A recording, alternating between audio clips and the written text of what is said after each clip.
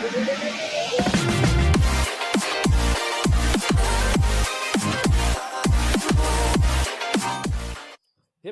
is brought to you by Enterprise Social Record. Seth, it seems like it's been a long time since I've seen you.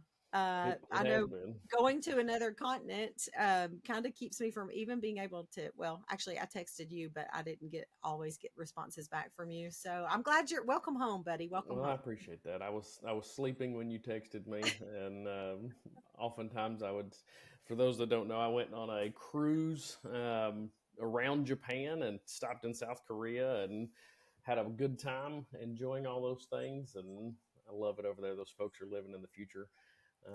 So yeah, still dealing with a little bit of jet lag here and struggling a bit. I was up at 3:30 this morning going, all right, well, I guess we're up for the day. So I'm so glad you're back. But also I can't wait to catch up with you offline to hear more about your trip. I was a little disappointed though. I was promised that every effort would be made that your youngest daughter would be sumo wrestling. And I know you tried and it couldn't happen, but I was really disappointed not to see that little bitty thing standing there next to a sumo wrestler. That had to be, I mean, not selected, but not selected. You know, she was a little nervous at first when two very large men came out in very little clothing.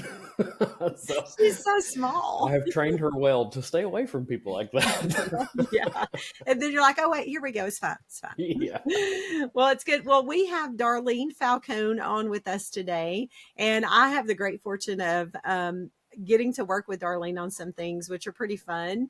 Darlene she's a recent grad from health information management, but she's been in healthcare for more than 20 years. So I'm so excited to welcome her on and to bring her into kind of the HIPcast fold that we have here, and have her talking with everyone. We're going to talk about some exciting things today. We're going to talk about, I think they're exciting. Our profession, it's not just me. We're all a bunch of like knowledge nerds, right? But ONC, the HTI 4 final rule, or rule, we'll talk about if it's final. We're going to talk about AI and automation and our profession and how do we, what does it mean to us? So Darlene, welcome. I'm so glad to get to spend this much time with you, not talking about the things that we typically talk about. This is fun. I'm excited to be here with you guys too. I'm a regulation nut. What can I say? I love talking about, legislations. I'm part of the advocacy committee with FEMA. So this, regulation is something I'm passionate about. That's awesome. Well, we always like to start with a journey question. It's not necessarily on the prep thing. I'm going to call a timeout. Okay. I want you to go get a shot of espresso. You're going to have to come to life here. Okay, let's start over. Take it from the top, Seth. Ask about the journey. So, Darlene, I will go on mute and let you tell us about your journey into HI, but also just jump right in once you finish your journey and help us understand what ONC's HTI 4 rule is. And that's going to help folks like me catch up on what this is. Oh, absolutely. So my journey to, HIM, I started off with working in the hospitals about 21 years ago as a unit secretary. I was a HUC, and I love policy and procedure. During my tenure at the hospital, I got a respiratory therapy degree, so I have a little bit of a clinical background. Got tired of working 12-hour shifts, so I moved over to the outpatient side, working at doctors' offices, doing scheduling, medical records, insurance authorizations, referral authorizations, and then went back to school for HSA, and COVID happened, and a lot of other life things happened, and took a break, and then decided in 2022 I wanted to go back to school. And my husband works in health. He works in IT, so he's like, marry your field and my field together. And I found HIM. I really, really enjoy it. I wasn't into the billing and the coding portion, but I am really into advocacy and regulations. So that's what I did. My internship was on AI in healthcare, and that's what brings me here today. I'm, considered an AI content specialist for regulation, and I love to go down rabbit holes. I love to do research, and that's perfect for me. So, when I saw HTI 4 come out, I had to jump on it, and it's a very interesting building block to the HTI family that ONC has put out. We know that HTI 2 and 3 came out at the end of last year, and they decided end of July, let's bring out HTI 4, which is building upon HTI 2. So it has the electronic prescribing. The doctors no longer have to worry about, let me write this out and hand it to the patient. They can send it through the system. They also have the real-time prescription benefit. Something that I used to do when I worked at the doctor's office was real-time insurance verification. Do we take this insurance? Now the doctors can go, okay, let me see, does your insurance cover this? They can do it real time instead of having to wait and having the patient wait to get that medication. And then prior authorizations, now they can do real time prior authorizations instead of sending the information out to the insurance companies and then waiting for the insurance company to authorize it. Now they can do that real time prior authorization as well. So it's building on HTI2, but it's also a standalone of itself, that it's, creating other avenues for us to use like automation with it as well. That's awesome. I want to ask the dumb question. What does HTI stand for? HTI stands for, it's not a dumb question. It is not a dumb question at all. It's healthcare technology and interoperability or something. I think it's healthcare technology and interoperability. Okay. So this is the framework that ONC puts out for healthcare to go out and say, all right, here's how we're going to move information back and forth. We're going to make things more efficient, right? That Absolutely. helps those in the audience like me that always forget acronyms. Oh, I know. And we have so many. We have so many acronyms in this industry. We do. I love that you're, that you're talking about how you used to do that real-time insurance verification. And I'm curious, what do you think? Because I was talking, kind of waiting while we were getting ready for this. I was talking with you a little bit about the NCPDP, so the National Database for Prescription. Shannan. I know, another acronym in there for me. For prescribing, but they have a set of standards for prescribing, and so that's being leveraged in HTI in these, these APIs that are being used for this automation. But I'm curious, Darlene, do you see that more? Because when I read it, I see it happening more on the pharmaceutical side when they're filling. Right. But you mentioned you think it will happen at the provider point of care. So I'm curious, do you think it's going to be one or both? It could be both. I mean, you're going to have these providers that are, they get bombarded with reps coming in from pharmaceutical companies saying, hey, use my medication. But then you have to have the doctor go, well, can this person's insurance cover it? And so it's going to happen on both ends, because the provider's going to have to send that information to the prescribing information out. But the pharmaceutical company's also going to have to use it to keep updated on what insurance companies will cover the medication. So it's going to have to be a marriage of both the provider and the pharmaceutical side. Yeah, I could see that for sure being not like no wrong door, right? So if the provider fails to, or doesn't have the technology that will do that, or doesn't have the staff, I'm thinking about folks in rural areas for sure, then the pharmacy may be able to do that. So at least there's two opportunities, right? Absolutely. To get that patient coverage for the medication they're being prescribed. That's going to save the patient so much hassle.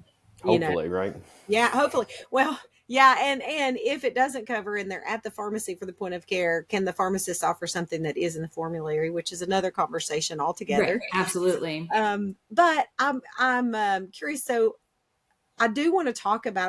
I want to ask you, why should health information professionals take note of HTI, the whole family, really, and even how 4 has impacted 2, and I believe 3 maybe impacted 1 or 2. I want to ask you that, but before you go into that, I would like for you have a recent certification, you have a recent certificate completed for AI evaluation. So I want to talk a little bit about those two things in unison. So first, why do we need to take a look at this at the HTI and these exchanges from an HI perspective? But then also, how does that AI evaluation certificate, what does that mean? So for, people in the HIM profession, anytime a new regulation comes about like HTI4, we should always pay attention to it, because it is going to impact how we handle data. we need to make sure that whatever's out there, that any time that a doctor opens a chart, sends something out, we need to be right there with it, saying, okay, is this being done securely? Is the data correct? You know, we don't need to send it back to the doctor going, hey, this isn't right. We need to make sure that whatever's being sent out is correct.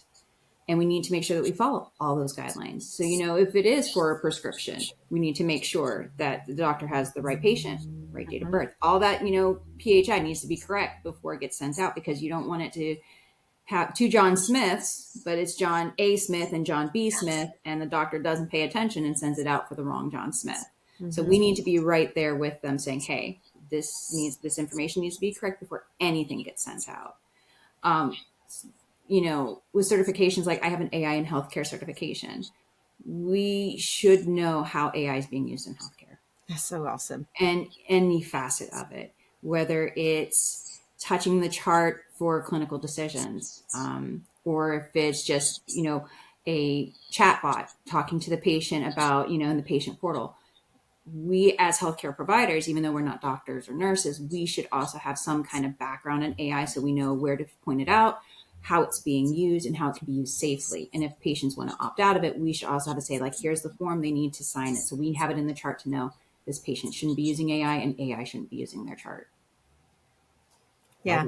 Can patient, do you think that'll be the future? Will patients be able to opt out of having AI as part of their care process? That's an interesting complexity. My one physician's office, I had to sign a form that says, hey, we're using artificial intelligence. We're using a dictation software to, you know, have the doctor populate the record. Do you want to opt in or do you want to opt out? So I am seeing some providers' offices having these forms for patients to sign to opt in and opt out. I opted in because AI, you know, I want to see how it's working on my chart, but there is an opportunity for those probably, you know, people who aren't so sure about artificial intelligence, and they have that opportunity to opt out. Yeah, that'll be my mother. My mother will say, I'm not doing any of that. I want pen and paper. I want you to write everything down and take it home with me. And have the scribe in the room with the doctor taking down the notes. I don't want the, you know, the Skynet making, you know, the decisions in my chart. Yeah. It's interesting. Seth, you brought up your mom. I had a very fascinating conversation with my 84-year-old dad the other day about, can AI, this is kind of a religious kind of theme here, but can AI help you spiritually? And he is emphatically saying no, and I am emphatically saying absolutely. And that's just, you know, we went through a few cases. He did agree that there were a couple of instances of examples that I shared. So I agree with you that some people would rather opt out. The interesting thing is there's no regulation that requires it. There's no current HIPAA tie to it that says they can opt out, because if it's dictated through ambient listening, then it's going to be covered under PHI and HIPAA applies. So there's no informed consent requirement that I know of that says you have to opt in or out. I appreciate that yours offered the opt in or the opt out rather than just, hey, we use this, you can click here or check here to opt out. That gave the choice either way, yes or no. Like, you're making a very informed response, not just checking the box, right? So that's pretty cool. But that is a good question, Seth. Like, is that going to be where patients can opt out? And if so, what does that do to the workflows? Yeah, it has to be the exception, right? Yeah. That people are given the option to opt out, because I think AI is going to be involved in it already is. It already is. Right? But I think what we're going to see, because Joint Commission has a conference next month, their meetup, it's Unify 2025, where they're going to be talking about AI in healthcare. And I believe they're going to debut their accreditation process and their playbook next month at that meetup. So it will be really interesting, because especially because a lot of the hospital facilities are Joint Commission accredited. There might be something that says you're going to have something to have patients opt in or opt out of this on a larger scale, because reimbursement is going to be tied to that Joint Commission accreditation. Man, and then imagine what that does to your strategy as a hospital. Think about this for a second. If you're employing if you're employing AI in your radiology practice to help you reread images for something that a physical eye may have missed, or if you're employing AI in your registration process to go ahead and populate some of the back office components, or if you're using autonomous coding or even computer assisted coding, Right. how can you possibly remove? How far does it extend? How Right. far does that extend? There is that opt out. I would venture to guess in most facilities today that if a patient opted out of using AI, you would almost have to revert to a paper record. Yeah. Oh, wow.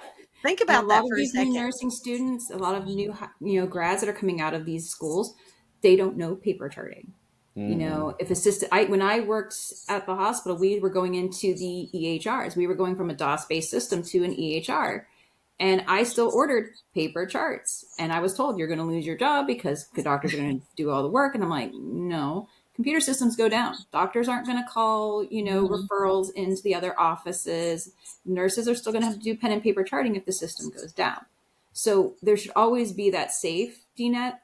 But also I think we need transparency. If there's no way to take the AI out of, automated coding or reading the radiology reports, we just need to let the patients know that, hey, this practice is in effect at our facility, just to give you the heads up. But there's always going to be someone behind it, like a coder behind making sure that the codes are correct, or a doctor reviewing what the AI came up with. That it's not going to be purely autonomous. You're going to have, as they say, a human in the loop. Somebody's always going to be there making sure that the AI is doing a correct job. And if they are hallucinating, as they say, that there is going to be someone in there to correct it if need be.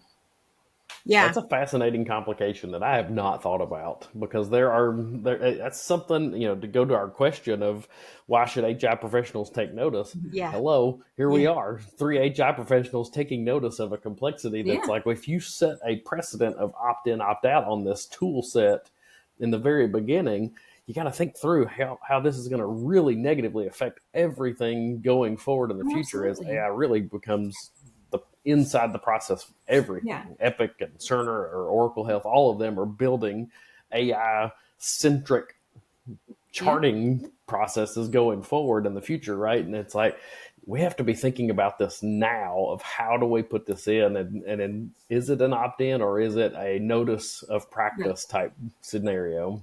Yeah, that we're recording this, and I know this is going to post later, but we're recording this in kind of mid to late August, and the Epic user group meeting is happening this week.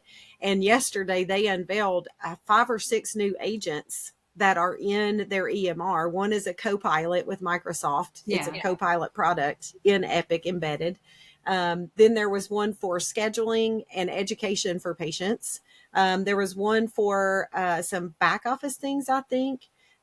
There was Emmy, and there was, I don't know, Annie. I don't know. There were several different ones. So to your point, Seth, it's everywhere. And I know one of your favorite topics to point out to the healthcare system as a whole is downtime procedures. What are your downtime procedures? Is this a new opportunity that for health information to say, not only do we have to consider these practices for downtime procedures, but if we're going to allow somebody to opt out, we've got to follow them through almost like it's a downtime procedure. Oh, yeah. Yeah. This is crazy. It's crazy. Darlene, you're scaring me here. So. Don't be scared. Be excited about problem solving. Exactly. Come on, Seth. That's the thing. This is a brand new technology, but we should have policies in place to go, okay, if we have patient A wanting to opt out, this is what we do. Because people are afraid, we're going to lose our jobs because of AI. Not technically. You're still going to need people, because there's going to be those people that I don't want to talk to. Like when I worked scheduling, I would have people go, I don't want to talk to an automated menu. I want to talk to a person. And that's the unique thing about healthcare is we are, patient centric. We have to have a person at the bedside. Rosie the robot's not going to be there all the time, but we are there to comfort the patient, to take, their vitals and things like that. So to have a person there saying, okay, well, if these patients want to opt out of it, here we have this specific group of people that will do those jobs. But again, it comes down to transparency. Patients need to know these services are being used. AI is being used in their healthcare.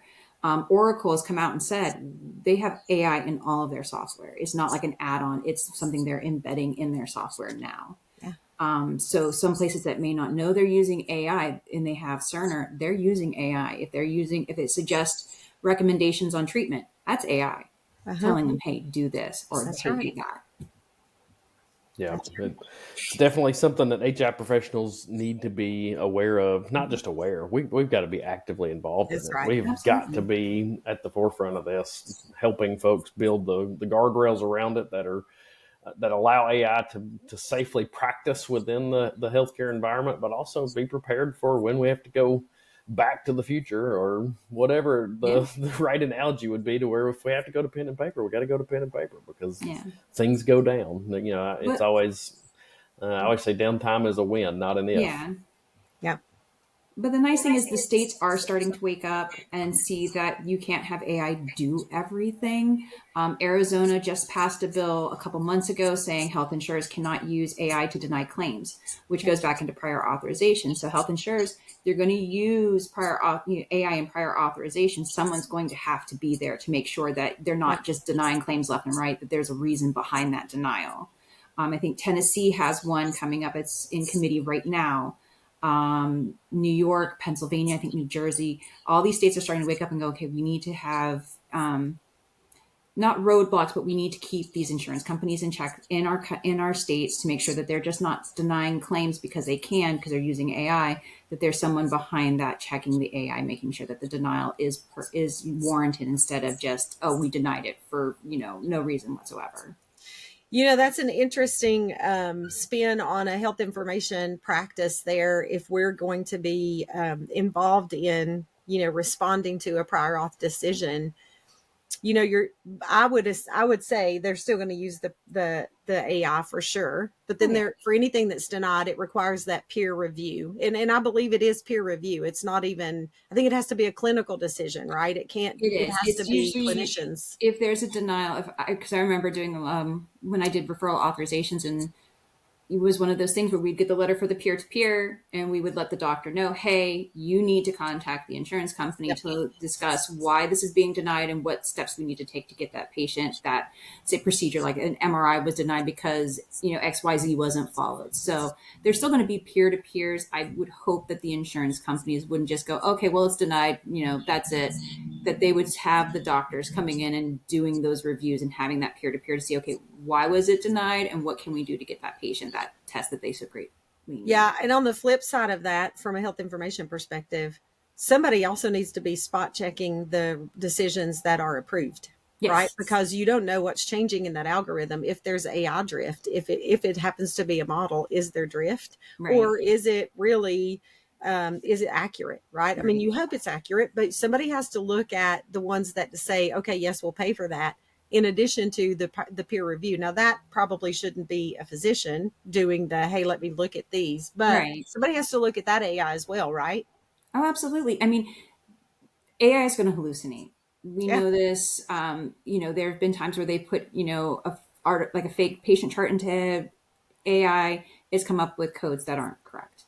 Hmm. So AI is always going to have to be. I don't want to use the word assume, but we should always just, think, has the AI been hallucinating when it did this prior Yeah. auth or when it did this denial? So that Yeah. way we should Absolutely. always double check the AI, whether regardless if it's 100% correct or 50% correct. We should always double back, make sure that what the AIs come up with is accurate before we send anything out, because a denied claim for chemotherapy for a cancer patient could be detrimental to that patient. So we want to make sure that all of our I's are dotted and all our T's are crossed. Yeah, absolutely. So let's wrap the a bow around this thing for HI professionals. And what does the HTI 4 rule mean for AI and automation for health information in general? Well, it ties back into those states' regulations, making sure that, we're not putting out prescriptions that, based on a slight error in the chart that the AI thought was correct. Making sure that anything the AI touches in the prior auth, in the e-prescribing, is correct. Having an HIM professional behind the scenes, looking at it, making sure that, okay, this is not a hallucination, this is correct, letting the provider know that, okay, AI did a good job, let's send it out. So will be vital with HTI for working alongside the practitioners and the physicians, making sure correct information is accurately read by the AI and being sent out in a timely manner so the patients don't have any delay in care. Help me with the pre-auth thing, because for some reason that's still ringing in my brain of pre-auth. That's always such a hot topic, and I think it's even a focus of the current administration's group that they've put into the different agencies is trying to solve that pre-auth piece. And you said that the insurance companies cannot use AI for denials, right? In certain states, so it is not a federal guideline yet. State specific. It's states. Arizona was, I don't want to say Arizona was the first one to pass it, but Arizona does have that where they're saying, no, you cannot use AI to deny claims. That's a full stop. Someone has to be there to look at these claims and, say whether or not they should be denied or not. I wish it was on a federal level, because then everyone would be on the same page. I know, because I have a lovely little website that I go to for legislation on AI. Florida had put out a bill, but it failed. So some states are going to put out bills and they might pass, like Arizona, and some states like Florida will put it out and it will fail. So it was based on state. If you're lucky enough to live in a state that says, no, you cannot use this for the denials, then that's great. But if you have to start questioning the states that are going to, not regulate that. Yeah. Because that could be, you got to think about your patients. Your constituents are patients, and you got to take care of them. And if we have these regulations in place, that means that we're taking better care of them, making sure that they're getting the right treatment at the right time.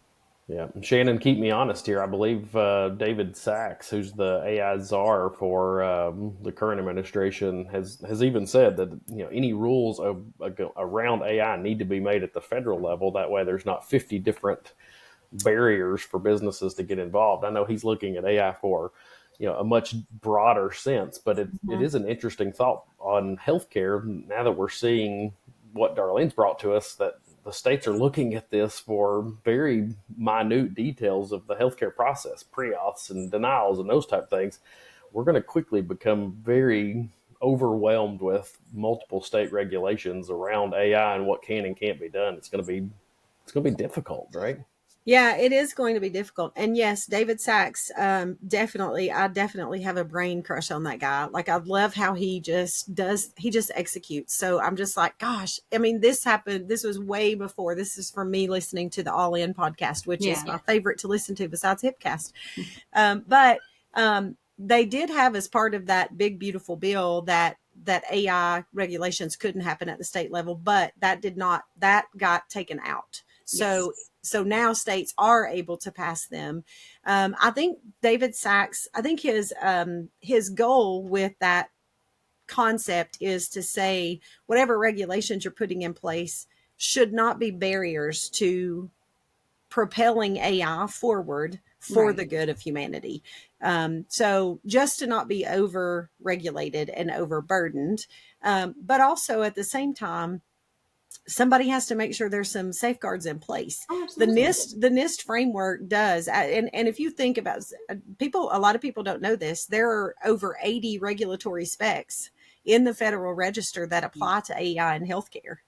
And so NIST is 70 something of those. So there is a framework for guardrails. It just doesn't have teeth right now. Yeah. So you want to, I think the disconnect between the federal and the state level right now is this current AI czar, first one ever, but current AI czar, he doesn't want the regulations to be such a barrier that businesses can't propel forward and you can't be innovative. But then at the same time, you have people in healthcare saying, okay, that's great, but we've got to put safeguards in place. And the prior auth example is a perfect example of where AI has been inappropriately applied to decision not providing care for people that need the care. Another example is insurance companies again. So I'm not trying to pick on the insurance companies, but they're just an easy target because of their practices. So I can't help it. But they also have AI laying over their claims adjudication system. And I've even heard now there's a new product that some of them are using to look at the E&M codes on the claim and look at the pharmacy claims that are associated with that visit and downgrade the E&M to a level lower. Now that is incredibly problematic. They don't have, as far as I know, they don't have the office notes. They don't have all the lab results. They don't have any of the clinical indicators except for a pharmacy claim that would be tied to that date of service. That's all they're, I mean, I don't want to say that's all they're basing it on. I admit to you, I have not seen the technology, but they're Right. downgrading those. Well, that's going to be a problem in the future. They're going to have to, providers are going to have to fight a fight to actually get the 99214 instead of the 99213 Yeah. when you're looking at medical decision making, complexity, the number of diagnoses, all of the different things, how many tests were ran, whatever. They're going to have to fight, and individual providers don't know how to fight that fight. So No. I think that it's going to move from just you can't do this for prior auth to you can't downgrade a payment. Exactly.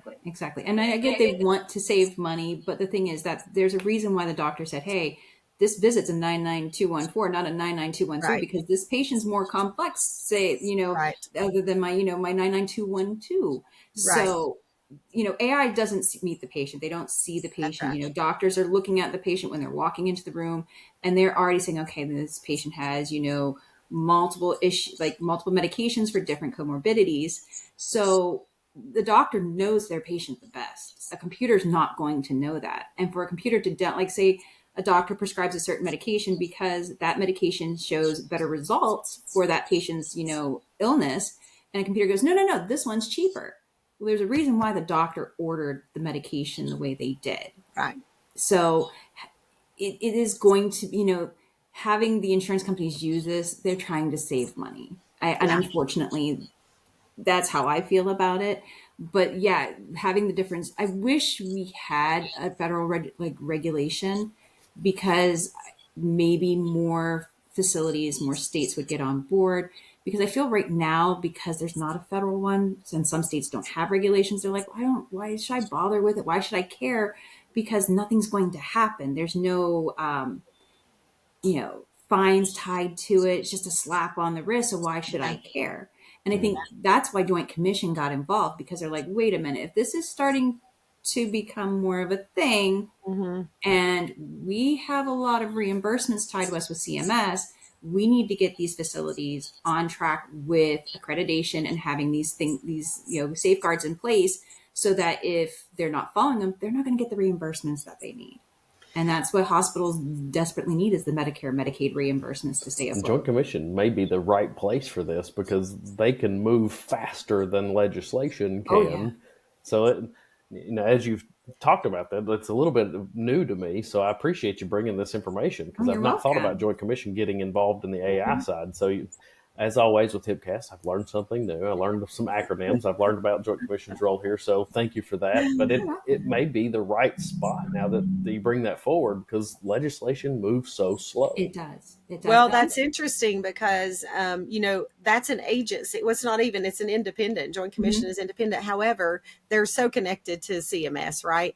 And so you think about the Chevron case, where the EPA, the agency, had decided on this is how it has to go. And they applied penalties that were just egregious penalties. And then the Supreme Court ruled that they could not deploy those penalties. Now, CMS can do reductions in payment as the penalty, sure. But there's a case now that could go against, there is precedent set that could remove that ability to assign those penties, if you think about it. CMS came out with their interoperability playbook as well. And I believe that might tie into the Joint Commission's playbook, because I think they have stuff about AI in their interoperability playbook. So those two might be together, in the sense that, okay, well, reimbursements tied to Joint Commission, you're volunteering for these Joint Commission surveys. So you need to follow both of these things. So in my opinion, I see something coming down the pipeline where these two are going to work together. And I'm looking forward to seeing what their accreditation process is for AI for these facilities. It should be very, very interesting what, they want them, what benchmarks they want them to meet. Yeah, it's fascinating. My final thoughts on here, Darlene, and I'd love to get yours. AI has been embedded in our products for a long time in many cases, and we just haven't had regulations around it. So nobody bothered with it, I guess. But from my perspective, not only in healthcare, but very much for us, because we are healthcare professionals, I love the idea of accelerating AI for the good of humanity. But I don't love the idea of doing it without governance. But anybody in our profession would definitely have the mantra of governance is required. But what are your thoughts? Are you excited about AI and what it can do for humanity as long as there's guardrails, or are you kind of nervous about some of it? And I might be nervous about some of it. I'm on the fence because it's a wonderful tool. It really, really is. We have it on our phones. We have it a lot of places. My only concern is that we handle so much data. Yeah. Some places they handle like this data and that data. We handle everything, financials. We have your home address, your phone number, your social security number. We have your blood type. We have all these things. And AI can be easily hacked.